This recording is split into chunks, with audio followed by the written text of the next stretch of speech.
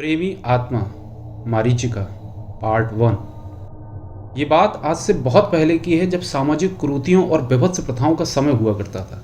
एक समय एक राज्य था नागोनी होरा। ये एक आदिवासी राज्य था। यहाँ उस समय सभी प्रकार की सामाजिक कुरीतियाँ और प्रथाएं प्रचलन में थी। इस राज्य की भौगोलिक आकार की वजह से इसका नाम नागोनी पड़ा, क्योंकि उसका आकार ऐसा था जैसे कई सारी नागिन अपने बिल में से निकलकर भाग रही हो। और इसका अंतिम नाम होरा यहाँ राज्य करने वाले आदिवासी राजा की जाति के आधार पर रखा गया। यहाँ के राजा का नाम तेम्बू होरा था।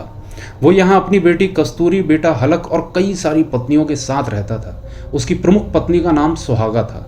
राजा तेम्बू को देखकर उसके क्रूर और वहशी होने का पता लगता था। उसका चेहरा कई जगह से कटा हुआ था, पर एक निशान जो दाईं आंख के ऊपर माथे से चालू होकर उसकी नाक को पार करता हुआ बाएं गाल के आखिर तक जाता था, उसे देखकर कोई भी उसकी दहशत में आए बिना नहीं रह सकता था। तेम्बू होरा के मंत्री भी उसी की तरह खूंखार और दरिंदे थे। इनमें सबसे ज़्यादा बदनाम और कमीना मंत्री था सुकेत। इसी राज्य में एक ओझा भी था जिसे बहुत सी काली शक्तियां प्राप्त थी। राजा भी इसकी राय के बिना कभी कोई काम नहीं करता था। पूरा राज्य इससे खौफ खाता था। इसका नाम था हरेन।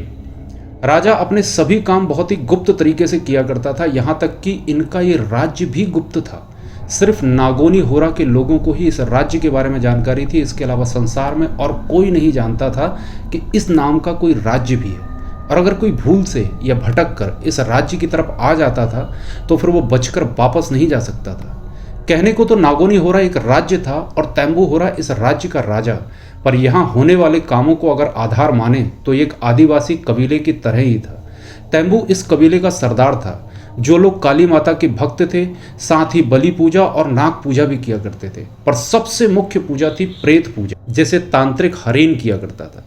इस पूजा में स्त्रियों की बलि चढ़ाई जाती थी, इसलिए इसे अधिकतर तब किया जाता था जब तेम्बू होरा किसी बस्ती या राज्य को लूट कर आता।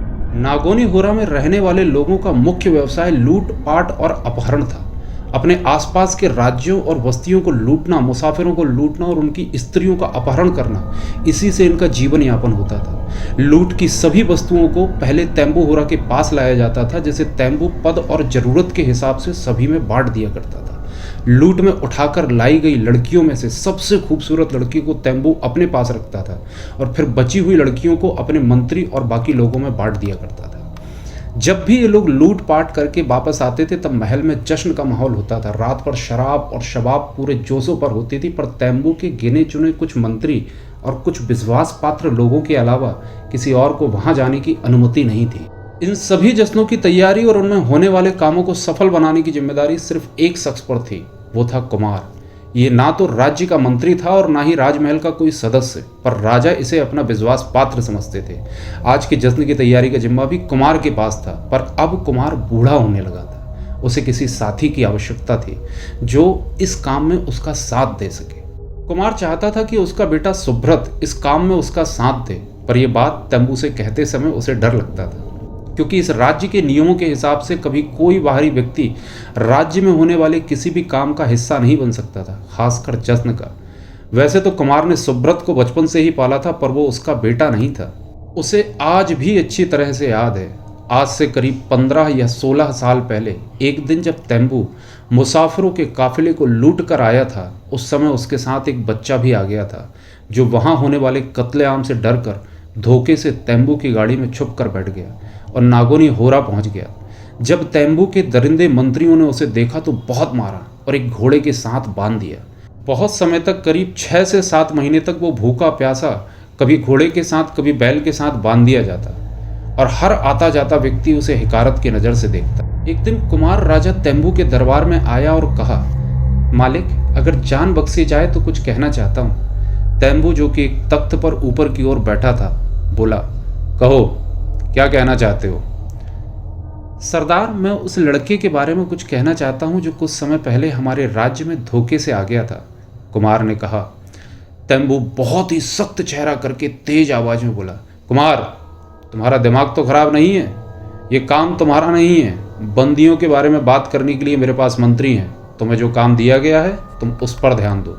कुमार डर से कांप गया और फिर थूक निकलते हुए बोला, सरकार, मेरी शादी को 12 साल हो गए पर मालिक आज तक मैं और मेरी पत्नी को संतान का चेहरा देखना नसीब नहीं हुआ। जितनी बार भी कोशिश की कभी बच्चा पेट में मर गया, कभी जन्म लेते ही मर गया। तो तुम चाहते हो कि बच्चा तुम्हें दे दिया जाए जिससे कि तुम्हें और तुम्हारी पत्नी को बच्चे का सुख मिल सके और बुढ़ापे की एक उम्मीद। सही कहा ना मैंने? तेम्बू कुमार की बात को पूरी सुने बिना ही बोल पड़ा। जी सरदार, अगर आप हाँ करें तो। कुमार सिर्फ इतना ही कह पाया। तेम्बू ने अपने मंत्री को उस लड़के को सभा में लेकर आने को कहा और कुछ ही समय बाद वो लड़का सभा के बीचों बीच खड़ा था। क्या ये वही लड़का है कुमार? तेम्बू ने कुमार की ओर देखते हुए पूछा। जी सरकार, यही है। कुमार इतना कहकर सर झुकाकर खड़ा हो गया। तेम्बू होरा जो बहुत ही खूंखार और निर्दयी राजा है, जाहिर है उसने इतनी आसानी से तो कुमार को वो लड़का सौंपा नहीं होगा। तो आखिर क्या शर्तें थी तेम्बू की और क्या कुमार ने उन्हें माना? जानने के लिए इंतजार कीजिए अगले पार्ट का। प्रेमी आत्मा मारीच का।